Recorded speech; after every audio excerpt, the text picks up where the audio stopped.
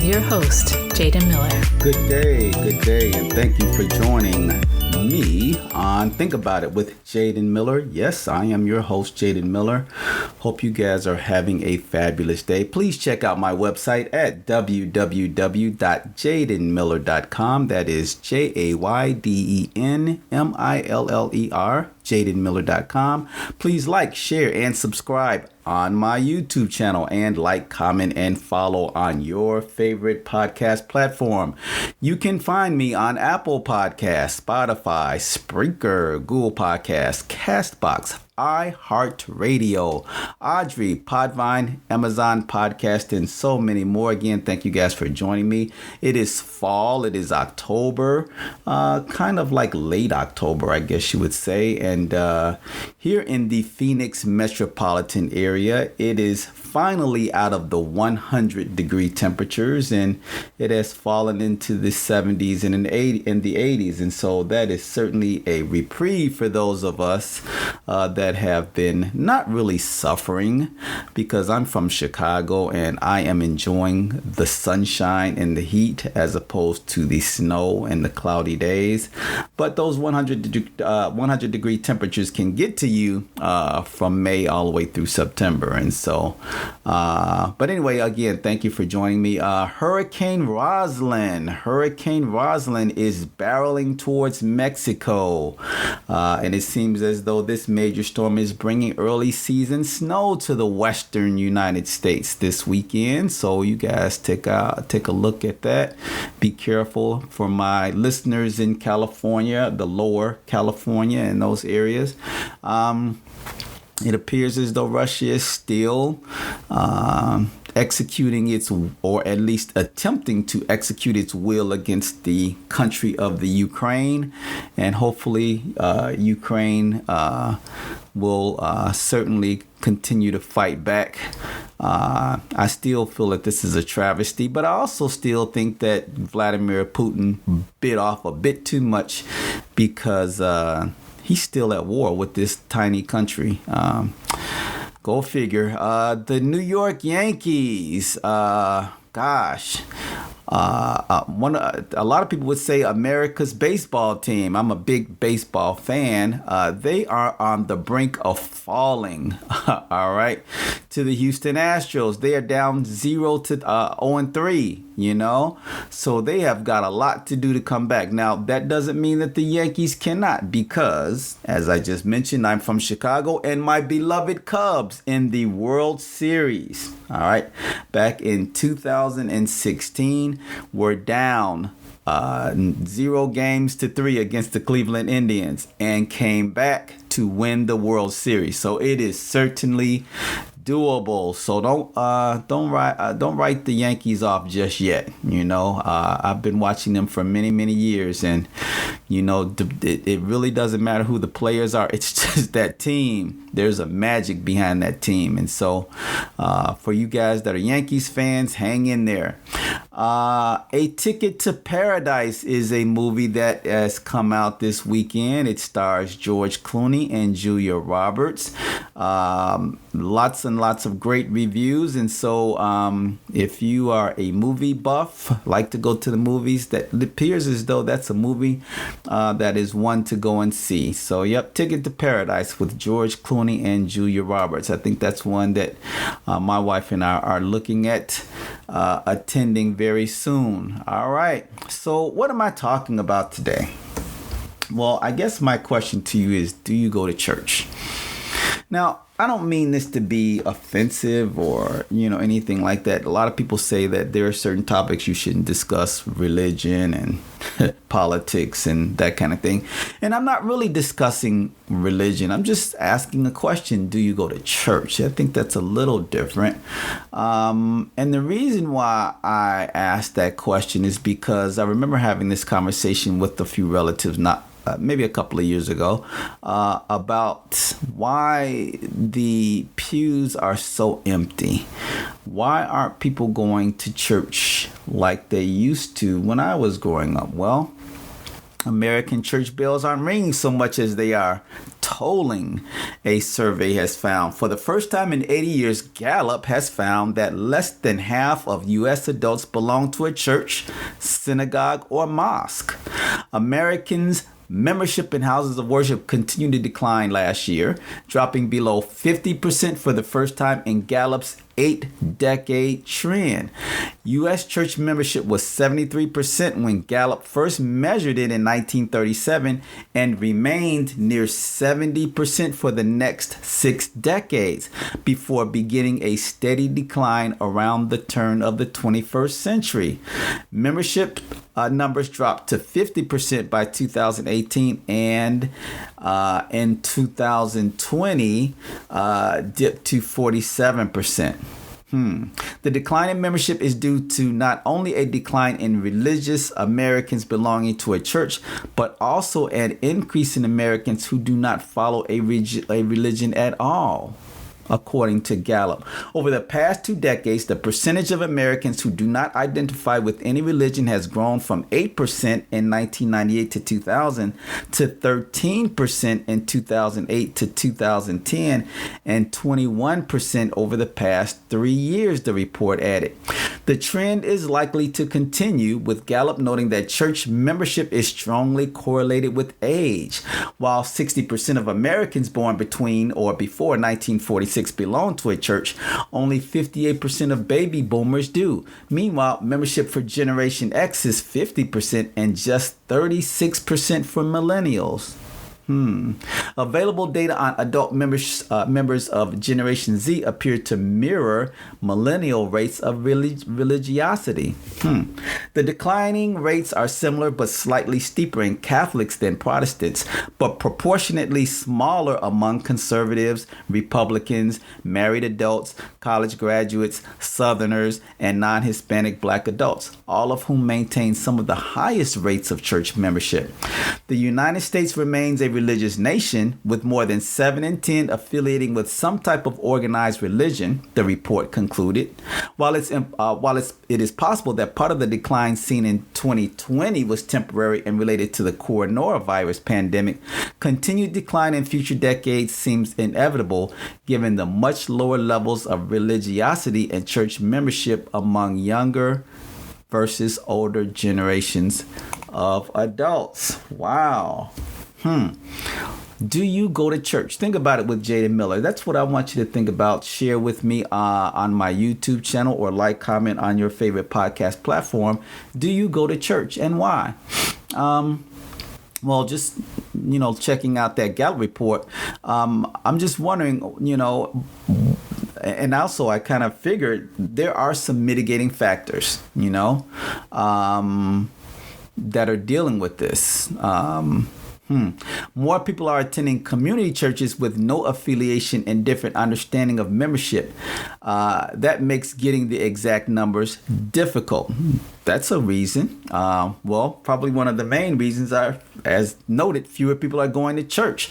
And there are reasons. For one thing, streaming services have impacted church attendance. Well, if the weather is bad, meaning if it's raining, well, you get the picture. You can watch church from the privacy and the comfort of your living room.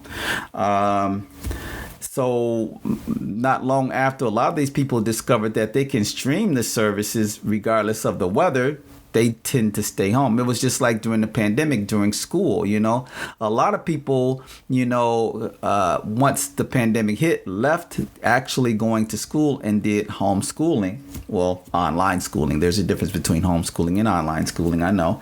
But then just never went back. Because, hey, if I can do school online, why do I need to travel and go deal with, people that, cause problems or whatever happens in, whatever they think happens in schools. So I think that's that same thing with school. Once people stop going, think about it. People, are still reluctant to go back to an office. They would rather do work from home. So I guess that's a trend. That's a thing. Organizations that used to respect Sunday morning no longer do. Children have field trips and sporting events on Sunday morning most every weekend. Travel teams take up family weekends as the entire family follows the dreams of one of their children to play soccer or football or baseball or debate or gymnastics. Stores that used to be closed on Sunday start opening at 1 p.m. Now they're open all day. And I remember growing up as a kid, you could not go to a store on Sunday. I mean, and let me tell you, especially if I was visiting the South, I mean, you could forget going to a store on Sunday. It was just not going to happen. Okay, you were not going to be able to get anything. Now, man, you can go to a store all day on Sunday. I mean, it's really amazing. So yeah, I mean, if you wanted to go get something to eat, see, Sunday was a day that dinners were made at home. Okay, you couldn't go to McDonald's on a Sunday. That has changed. All right. Entertainment has discovered Sunday morning. The NFL kicks off at noon, but if you're going to go to the game, you have to go early for the tailgate. Concerts in the park, music festivals, food festivals, book festivals, and classic car rallies now consider Sunday morning to be prime time for their events. But I guess this is to be expected. Churches should not expect any culture to support the practices of their faith. Yet there's more. For one thing, everyone is in a time crunch. Families are facing multiple demands from careers, schools, and social obligations. The work-life balance has been compromised to the point many Americans can't tell you when their workday actually ends and their home life begins. I've been guilty of this. Most people are working longer hours than before, and social media demands more and more of our attention. Because of these growing demands on our time, most of us aren't getting enough sleep. When the weekend gets here, if we can catch up on some sleep, we do. All of this means when a person or family decides how they are going to spend their time, every investment of time has to be worth the time required. That is, more and more people are spending their time like they spend their money. Every investment has to have a significant return on investment, ROI, return on investment, or they won't do it. Wow. Well, why would anyone go to church? Well, we know the usual answers. The Bible says we should go. There's exciting worship and the sermon usually isn't too bad. We get to see our friends and work together to do some good in the world. But people are learning that they don't have to go to a church building for all of that to happen. Why should any of us go to church? Again, is the question. Think about it with Jaden Miller. Well, to find at least part of the answer, you've got to go back and find why people went to Jesus in the first place. Some went to find healing, some to have demons driven out of them, which when you think about it is just another form of healing. Okay. If you have any knowledge of the Bible, when asked, Peter said he and the rest of the disciples wouldn't leave Jesus because they knew Jesus alone had the words of life. In other words, people sought Jesus because they found in him what they couldn't find anywhere else. Wow. No one ever says what people need is Jesus. So when people come to church, make sure they get Jesus. No one ever says that. And a message like that certainly won't drive conference ticket sales. I know that there are lots of ministers that have jumped through every church growth hoop they could find. And many pastors have just worn themselves out and warn their people out as well. And they remark that even people that are attending church are no better off. Their marriages, people that go to church, their marriages get divorced at the same rate as unbelievers. They become addicts at the same rate as unbelievers. So I think a lot of ministers feel that, once the church focuses on finding its own salvation, then I think many of them are convinced that when they find Jesus again, the community will find church again. Well, that's quite interesting. I was raised in a Christian household, Methodist for the most part. And I would say that my family is still religious. But at a certain point in my childhood, the whole thing stopped making sense to me, and then it began to make sense again. And then as an adult, it stopped making sense, and then it made sense again. And then it's kind of how like life is. I mean, not all of us just remain the same. Sometimes we change, and that kind of thing. But for me, I couldn't work out why a loving God would let so many children suffer. The idea of eternal life seems to be a way for people to skirt their fear of death or the pain of grief. I noticed that the things people told me God wanted were more than not things that they wanted as well. I didn't give it all up at once. Like many people, I went on a spiritual quest, but like some of those, I quit the hunt after a while. I stopped looking for the meaning of life and instead decided to just live it. I stopped looking for an afterlife and now just try to be a better person in this one. Of course, I know many kinds of people who practice their religion in ways that make us hopeful, in ways that are open and loving. People who aim not to convert, but to comfort, not to shame, but to lift up, not to demonize, but to include. I find this a testament to who they are as people. But the thing is, I often think that faith in God can be just as self-serving as staring at yourself in a mirror. The way a religion is practiced too commonly reflects the person who is practicing it. If you want to be rich, you can find a religion that tells you that's what God wants you to be. If you're a misogynist, you find a church that will reaffirm your misogyny. If you don't like our politics or some of our political leaders, there's a pew with your name on it somewhere, maybe closer than you think. If you are a hateful person, there are preachers for that too. I watch people cherry pick their religious texts to find what they want and ignore the rest. You know what I mean? Yep. It was Dr. Martin Luther King Jr., who said that the most segregated hour in Christian America is 11 o'clock on Sunday morning. Deal with that. It's true. It still is true in 2022. We are not the only country where things work this way. For those who thinks it is a good idea to invade other countries, the battle cry will always be that God is on your side. Wars and atrocities have been committed in the name of religion throughout history. Some people fight over who's doing religion right and who's doing it wrong, or who are not doing it at all. Some religious leaders make no distinction between their role and that of their nation's political ambition. All this fighting over who is most righteous in this life or righteous enough to live forever causes more problems than it solves, divides more than it unites, antagonizes more than it comforts. If your religion is telling you who to marginalize, ostracize, and hate, that's more than likely not your religion. That's just you. Church attendance and membership have long been on the decline in America, as I stated earlier. My guess is that because many folks realize that fear is at the root of so much religious conviction, the proposition has become untenable.